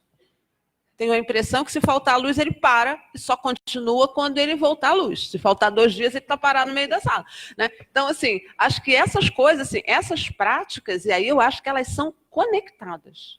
Elas não são só a tecnologia em si ou enfim, o projeto pedagógico em si, ele tem que estar articulado. Eu queria só fazer um comentário, porque eu preciso aproveitar a minha oportunidade aqui para conversar, porque eu acho que a Jesus trouxe umas coisas muito interessantes, né? Porque eu acho assim, hoje, esse modo de colocação do discurso de ódio na internet, eu não tenho certeza se ele não extravasa para o mundo real. Porque a partir do momento que a gente começou a escrever em letras garrafais qualquer coisa lá, isso vai tornando banal que você grite com outra coisa que a gente não fazia, né? Então, assim, eu acho que isso está incomodando e acho também que o que passa a incomodar, como você falou, sempre houve gay, lésbica, negro e tal, mas eu acho que o que incomoda é que isso passa de uma esfera privada e íntima para uma visibilidade. Isso incomoda, porque, na verdade, todos esses dispositivos estão mexendo com essas fronteiras. Então, enquanto você faz tudo isso lá no seu cantinho, sem que ninguém te veja, está tudo certo. Agora, a partir do momento que você vem para a rua, né, que você sai dali, que você aparece na mídia, que você aparece na internet, e que isso começa a extravasar, né, sai da casa e vai para a rua, sai do sofá, né, da coisa, sai da sala e vem para a rua, eu acho que isso começa a mexer com a gente, porque aí você começa a se confrontar com a diferença. E acho que essas tecnologias de controle, elas estão tentando nos recolocar nos devidos lugares, né? Você se sente mais seguro no shopping center, então anda no shopping. Quem não pode, quem anda na praça está inseguro. Quem anda ali, você só conversa com seu igual. Dentro do Facebook, você, na verdade, só vê lá na... Eu não tenho rede social, gente, desculpa, eu falo meio mal sobre isso, mas estranho, né? Se o sujeito não estuda tecnologia, não tem rede social. Não tem. Me permito esse lugar fora da curva, mas só vai aparecendo aquilo que é muito parecido com você. Né? Então, essa produção de homogeneidade, eu acho que esse é um modo, assim, olhar para essa produção de homogeneidade, entender que o Facebook, por mais que ele te sugue para dentro dele, para você ler o que ele apresenta, para você ver, não é a internet inteira. E a internet não é o mundo inteiro, né? Olhar para isso, eu acho que ajuda muito a gente a não se conformar com a homogeneidade. Só queria fazer esse comentário. Ok. Bom, essa pergunta que você faz, né, Roseli, me faz pensar algumas coisas importantes. Eu acho que discutir a questão de EAD, a partir de que lugar que a gente pretende discutir isso e de que forma que a gente entende o que é uma prática de EAD dentro de uma universidade, pública ou privada. Eu venho de uma universidade privada, né, e a gente sabe muito bem o que está em volta, né, dessa decisão. Só que a gente tem leis que acabam garantindo 20% disso. Então, quando eu fui a Brasília como delegado, participar dessa discussão, houve um certo posicionamento de falar não, né, e pensando um pouco do que se trata a formação do psicólogo, né? Quer dizer, o que é discutir, por exemplo, filosofia num espaço de EAD? Mas a Rosa coloca uma questão que eu acho que a gente tem que pensar a formação como um todo. Então, sábado passado, por exemplo, nós paramos todo o corpo docente, né, lá da Uniabel, onde eu coordeno, sou professor, para discutir o projeto político-pedagógico do curso. Entende? Então, assim, eu acho que a discussão de EAD é uma discussão importante, uma discussão complexa, mas a gente tem que discutir a formação como um todo. E foi isso que a gente tentou fazer lá em Brasília, que deu uma polêmica muito grande, né? De quem é a favor, de quem não é a favor, de se coloca, se não coloca, né? Agora, o que a gente conseguiu garantir lá onde eu atuo, né, enquanto coordenador, é de que as disciplinas, e aí foi uma discussão também em Brasília, de que as discussões específicas da formação do psicólogo não sejam, porque eu conheço instituições que oferecem psicologia social como EAD. Então, como que a gente vai trabalhar psicologia social, né? E isso que você falou, né, de ter uma cartilha, né, existem instituições que não é só cartilha, são apostilas. Cada disciplina tem uma apostila específica que o professor tem que seguir aquilo, né? Ele não tem como modificar, trocar as referências bibliográficas. Então, acho que o problema maior hoje é discutir a nossa formação, né? E aí, discutindo a nossa formação, a gente vai entender que história é essa de EAD. Né? Agora, é óbvio que a gente entende também, eu pelo menos entendo isso, que é uma forma de fragmentação do saber. Porque se o cara, né, imagina, ainda mais na Baixada Fluminense, né, que a gente recebe um público que é um público que vem, né, de uma diversidade de experiência muito grande. A gente recebe pastores, a gente recebe católicos, a gente recebe espíritas, né, as senhoras, né, que tem um sonho, né, que tinha um sonho de ser psicóloga, e vai lá e a gente acolhe, e vamos entender, então vamos discutir que psicologia é essa que as pessoas querem, né? Mas ao mesmo tempo, como que a gente vai colocar isso num debate em sala de aula, né? Pensando formação, enquanto ciência e profissão. Agora, o aluno, ele passar por uma situação onde ele não vai estar de frente com o professor, eu acho isso um pouco problemático. Tá? Agora, por outro lado, né, eu tenho uma paciente no meu consultório que ela faz um curso de graduação, a segunda graduação dela, no sistema EAD, e ela fala que ela estuda muito mais do que determinados colegas que fazem presencial. Entende? Então, a discussão é sobre a formação. A gente tem que entender o que a gente está fazendo com a nossa formação. Tá? Acho que é um pouco disso. Tá. E parabéns a Jesus pelas questões que você trouxe. São provocações importantes. Ok, obrigada, Rosa, obrigada, Edmilson. Agora... Em poucas palavras, tentar responder, não explicar, mas, né, refletir. Ou seja, a psicologia discutir direitos humanos, ou a psicologia e os direitos humanos, como separar? Para além do que está no Código de Ética, porque a base do Código de Ética, constituído em 2005, está entre tantas outras normativas, a normativa da Declaração Universal dos Direitos Humanos. Mas, mesmo assim, ainda fica muito subjetivo entender, né? Então, vamos para as palavras. Direito, quando se fala, são as garantias de direitos, ou seja, os direitos em que todas as pessoas, todas as pessoas têm. E aí esses direitos são os mais diversos, e isso também ligado a uma vida mais saudável, produzir vidas saudáveis, justas, né? E que todos tenham condições de vida. O humano é o sujeito, é o indivíduo, é a quem, né, a gente produz a ação da garantia. E assim como a psicologia não consegue separar essas duas coisas, porque se a psicologia está para o sujeito humano e esse sujeito humano tem direitos que precisam ser garantidos, então não tem como separar ou desmembrar a psicologia dos direitos humanos. Eu comentei na minha fala sobre o Código de Hammurabi, porque a construção da ideia de direitos humanos ela vem desde então, né, passando pelas tábuas de Moisés, que também foram instituídas como forma organizativa de grupos sociais para que as pessoas vivessem numa sociedade saudável.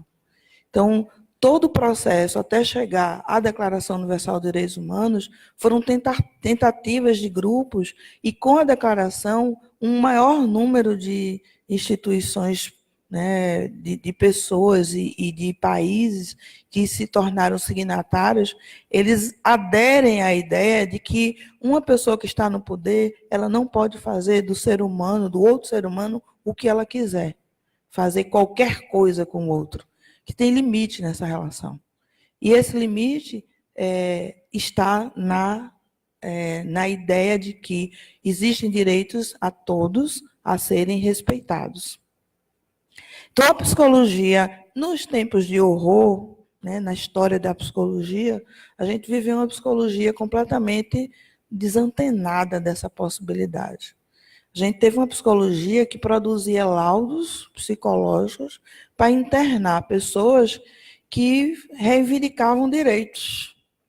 Então, os jovens, os estudantes, muitos foram internados com laudos de psicólogos porque eles estavam subvertendo a ordem.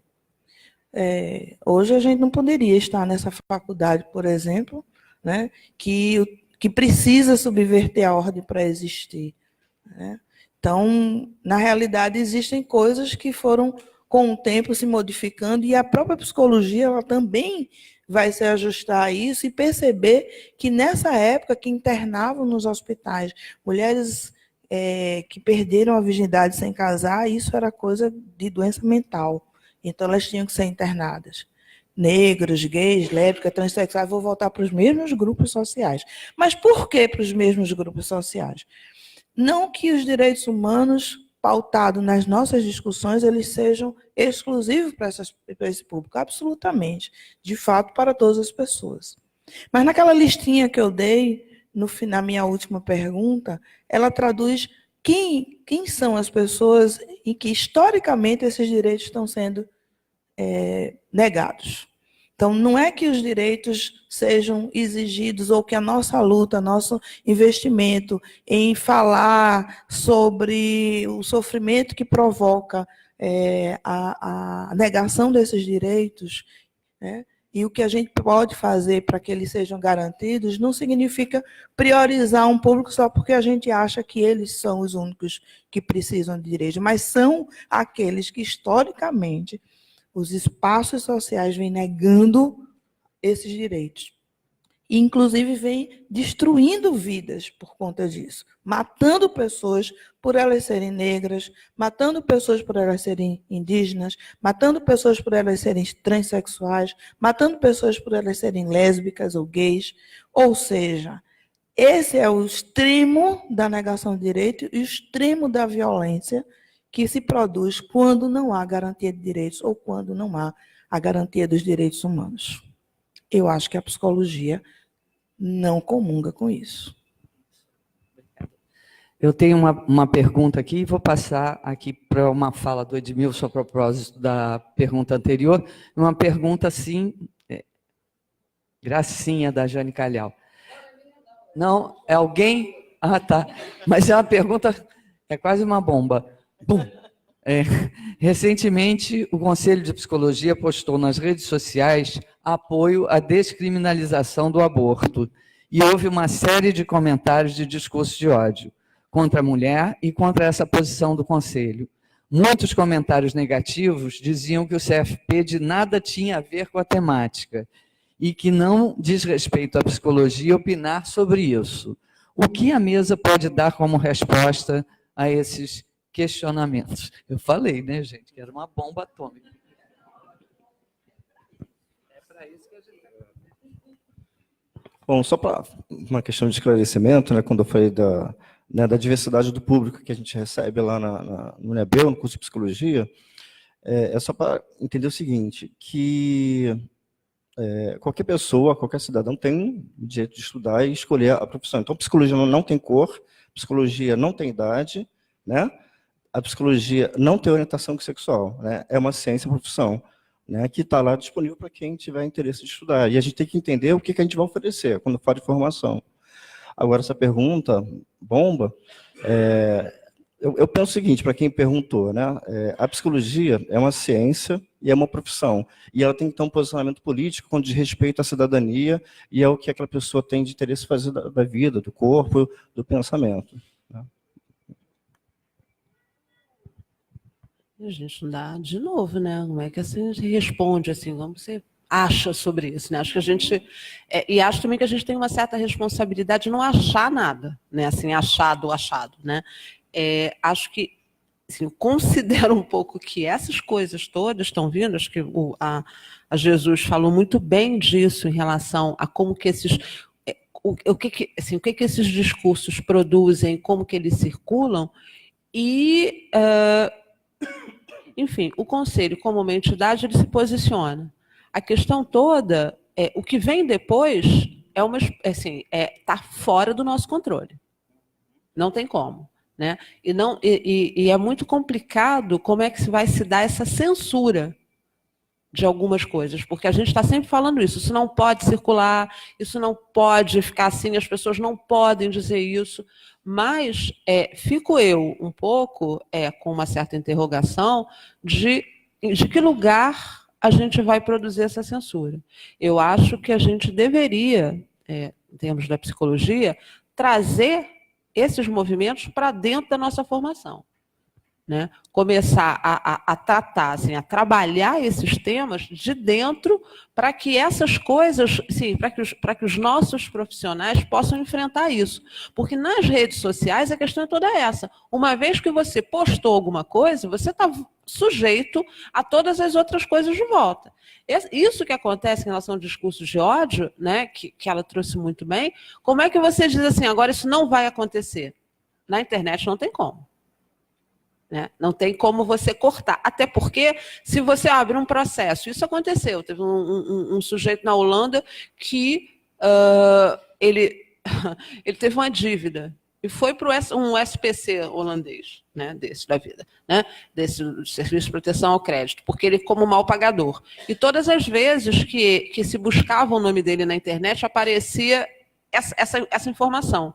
E aí ele entra um processo contra o Google para que o Google apague isso, tire esse link. Vai para cá, vai para lá e tal, ele ganhou.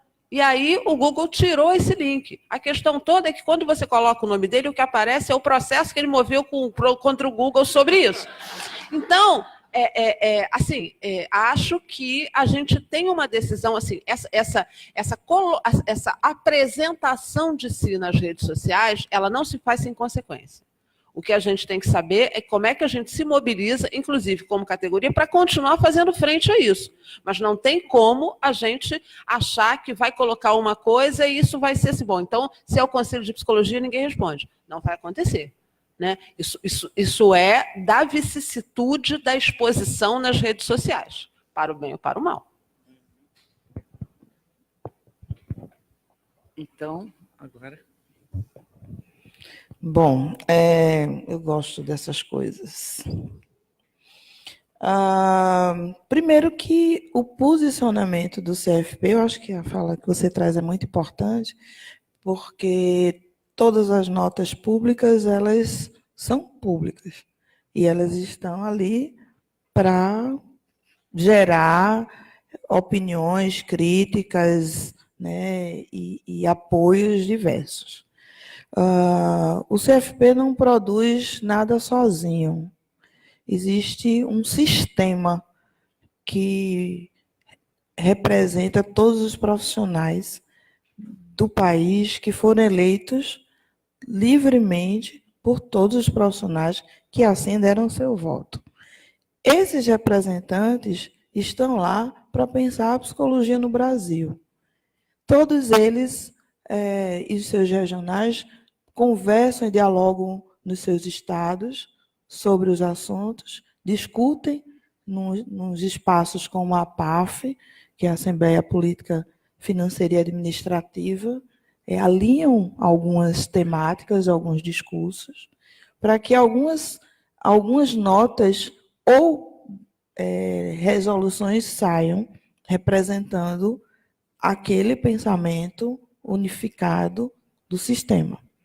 Nesse caso, foi apenas uma nota, não foi uma normativa, né, de impedimento que as pessoas, que psicólogos e psicólogas não podem aceitar, não tem que se colocar contra, não. Foi um posicionamento contra a criminalização de mulheres em relação ao aborto.